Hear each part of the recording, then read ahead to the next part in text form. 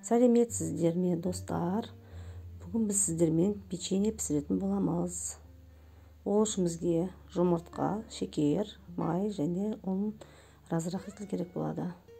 Майымызды ертіп аламыз. Жұмыртқамызды жарып, майдың үстіне саламыз. Және май мен жұмыртқа екеуін араластырып алатын боламыз. Осындай дәмді печенье дайындағыларыңыз келсе, менің каналымда тіркеліп, лайк басып қоюды ұмытпаңыздар. Шекерді аздап салып отырып, араластырамыз. Шекерді бірден барлығын салса, дұрыс қозғалмай, дұрыс ермей қалады. Сондықтан жайменен салып отырып араластырамыз. Көпірткішімізді салып араластырамыз.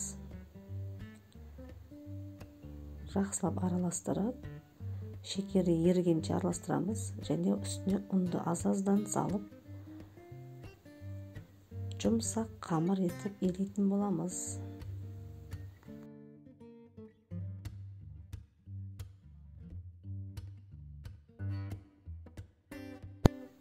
Ұнды аз-аздан салып отырып, осылай қолмен араластырып илейміз. Егер қамырымыз қатты болып қалса, біздің печеньеміз де сондай қатты болып піседі. Ал егер аз-аздан салып ұнды жұмсақ етіп қамыр илесеңіздер, печеньеміз де піскенде жұмсақ болып пісетін болады. Осылай әдемілеп қамырымыз дайын болды. Илеп алдық. Жұмсақ қамыр дайын болды.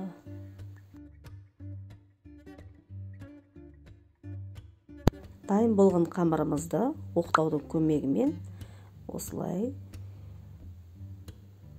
орташа қалыңдықта жайып дайындап аламыз.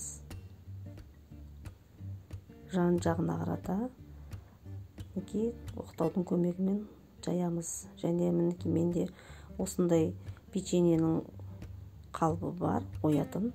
Сонымен ойып, біздің тапамызға салатын боламыз. Ойылған печеньеміз барлығы дайын тұр. Енді осыны 20 минут духовкада пісіріп аламыз. Ал кеттік. Печеньеміз дайын болды. Достар, лайк басуды ұмытпаймыз. Осындай печенье сіздер де пісіріп көріңіздер.